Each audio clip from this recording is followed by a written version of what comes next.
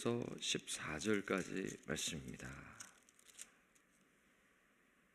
다 찾으셨으면 여호수아 10장 1절에서 14절 말씀을 교독하지요.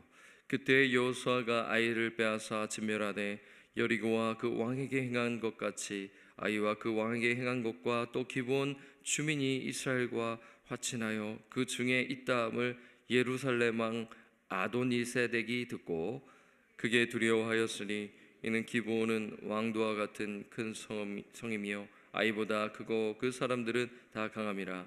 예루살렘 왕 아도니세덱이 헤브론 왕 호함과 야르뭇 왕 비란과 라기스 왕 야비야와 에글론 왕 드빌에게 보내어 이르되 내게로 올라와 나를 도우라. 우리가 기브온을 치자. 이는 기브온이 여호수아와 이스라엘 자손과 더불어 화친하였음이니라 하매 아무리 족속의 5 왕들 곧 예루살렘 왕과 헤브론 왕과 야르뭇 왕과 라기스 왕과 에글론 왕이 함께 모여 자기들의 모든 군대를 거느리고 올라와 기브온에 대진하고 싸우니라. 길갈 진영에 사람을 보내어 여호수아에게 전하되 당신의 종들 돕기를 더디게 하지 마시고 속히 우리에게 올라와 우리를 구하소서. 산지에 거주하는 아모리 사람의 왕들이 다 모여 우리를 치나이다 하매 여호수아가 모든 군사와 용사와 더불어 길갈에서 올라가니라. 그때 여호와께서 여호수아에게 이르시되 그들을 두려워하지 말라. 내가 그들을 내 손에 넘겨주었으니 그들 중에서 한 사람도 너를 당할 자 없으리라 하신지라. 여호수아가 길갈에서 밤새도록 올라가 갑자기 그들에게 이르니 여호와께서 그들을 이스라엘 앞에서 패하게 하심으로 여호수아가 그들을 기브온에서 크게 살육하고 벳호론에 올라가는 비탈에서 추격하여 아세가와 막게다까지 이르니라. 그들이 이스라엘 앞에서 도망하여 벳호론의 비탈에서 내려갈 때 여호와께서 하늘에서 큰 우박덩이를 아세가에 이르기까지 내리심에 그들이 죽었으니 이스라엘 자손의 칼에 죽은 자보다 우박에 죽은 자가 더 많았더라. 여호와께서 아모리 사람을 이스라엘 자손에게 넘겨주시던 날에 여호수아가 여호와께 아뢰어 이스라엘의 목전에서 이르되 태양아 너는 기브온 위에 머무르라. 달아 너도 아얄론 걸짜기에서 그리할지어다 하매 태양이 머물고 달이 멈추기를 백성이 그 대적에게 원수를 갚기까지 하였느니라. 야살의 책에 태양이 중천에 머물러서 거의 종일토록 속히 내려가지 아니하였다고 기록되지 아니하였느냐. 사람의 목소리를 들으신 이 같은 날은 전에도 없었고 후에도 없었나니 이는 여호와께서 이스라엘 위하여 싸우셨음이니라. 아멘. 지난 수요일 목요일 본문에서 기브온이 이스라엘 백성을 속여 이스라엘 백성과 조약을 맺는 것을 묵상했습니다. 그런데 이 소식을 들은 예루살렘 왕 아도니색은 두려워하는 것이죠. 왜 그런가요? 이 기브온이 이제 아이성보다 더 큰 성읍이었고, 그리고 이 기브온 주민은 용맹한 전사들이었기 때문입니다. 그 가나안 땅에서 그 막강한 힘을 자랑했던 이 기브온이 지금 이스라엘과 조약을 맺었기 때문이라는 것이죠.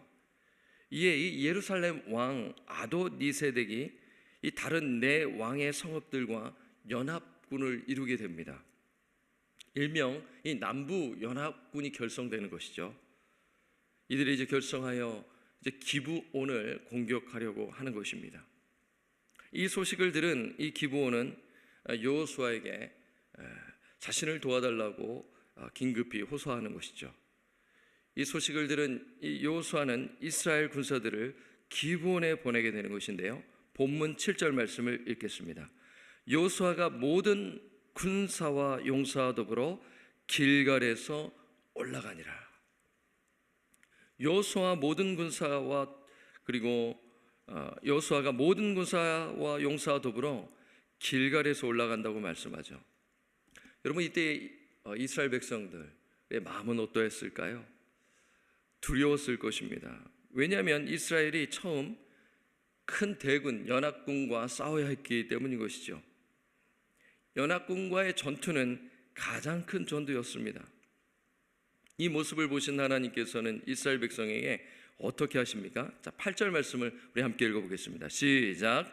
그때 여호와께서 여호수아에게 이르시되 그들을 두려워하지 말라. 내가 그들을 내 손에 넘겨주었으니 그들 중에서 한 사람도 너를 당할 자 없으리라 하신지라.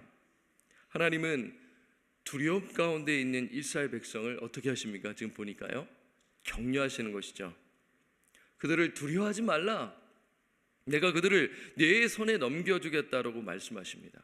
하나님께서는 항상 큰 싸움을 앞두기 직전 그 두려움 가운데 있는 이스라엘 백성들을 향해 주시는 그 말씀, 두려워하지 말라, 내가 너와 함께함이라 라는 그 여호수아 1장의 그 말씀, 또 곳곳에 그 전투가 일어나기 그 직전에 하나님께서 위로해 주시는 말씀입니다.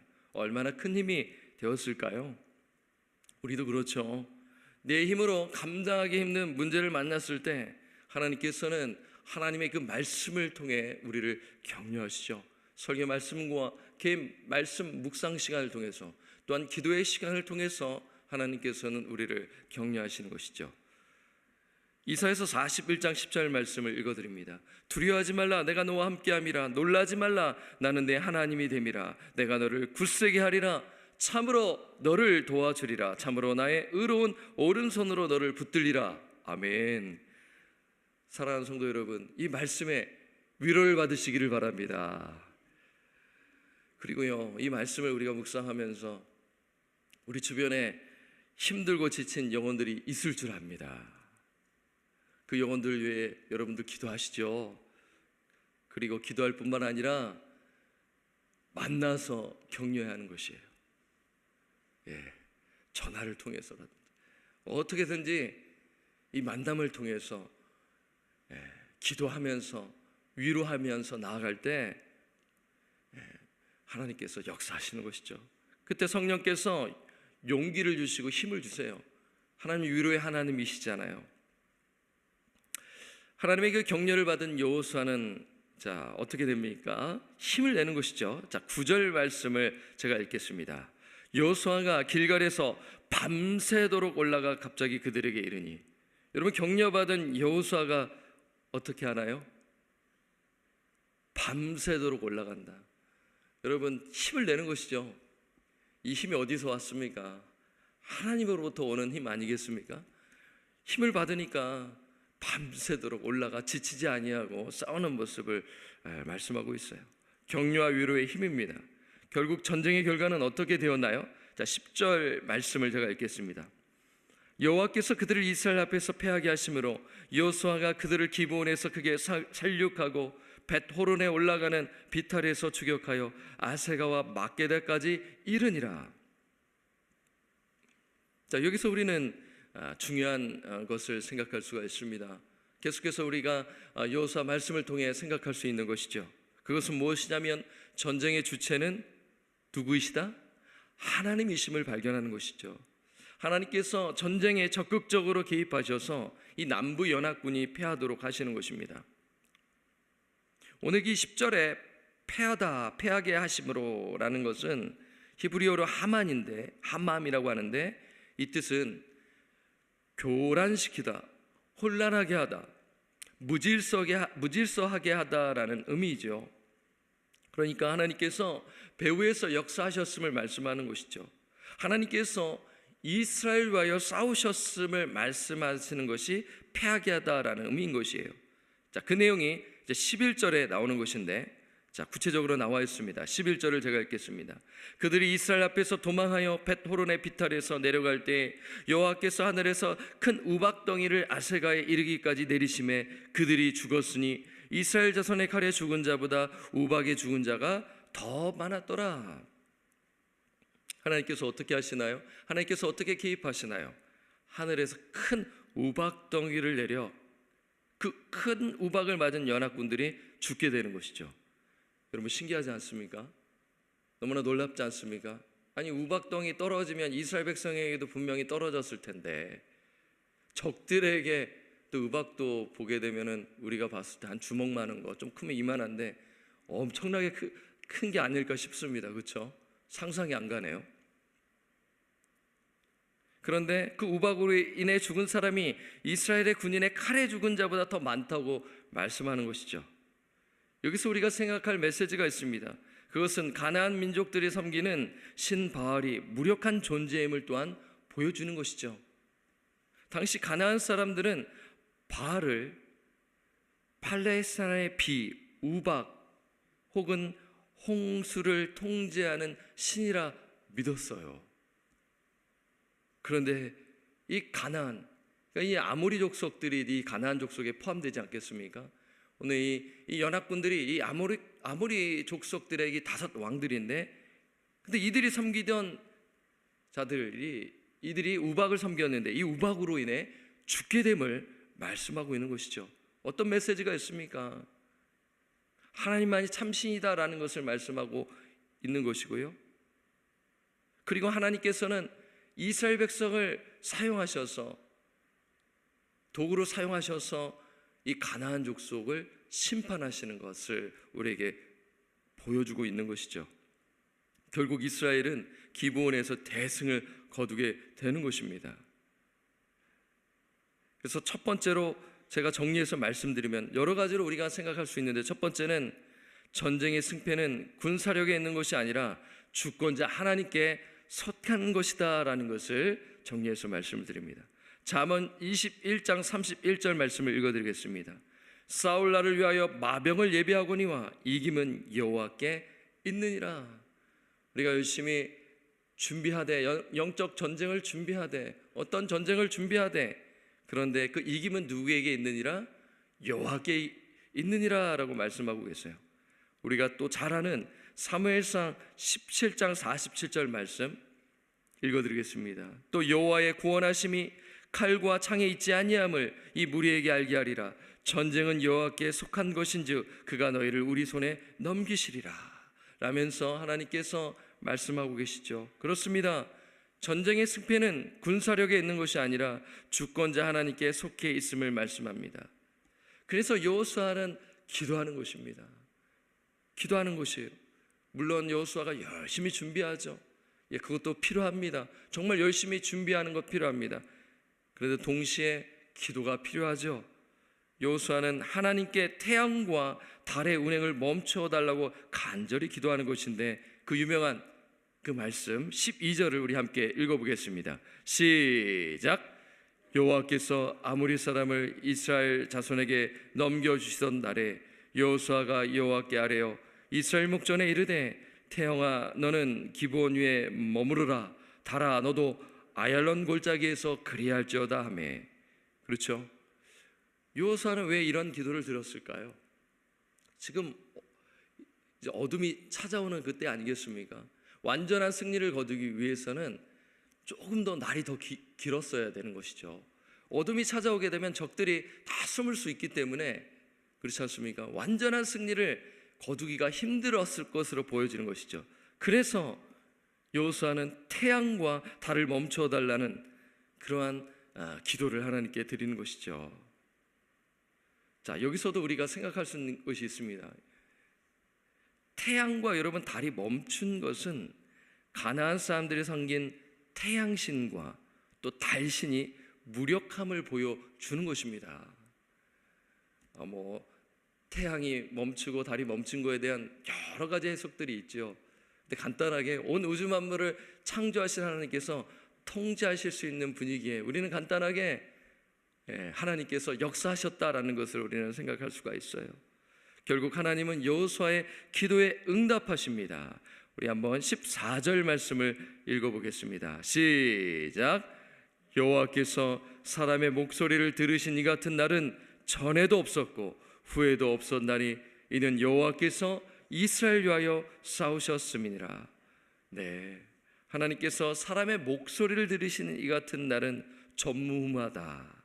전에도 없었고 후에도 없었다고 하는 것이죠. 이렇게 하신 것은 여호와께서 이스라엘 위에 싸우셨기 때문이다라는 것입니다. 여기서 우리는 하나 더 중요한 영적 교훈을 생각할 수가 있어요.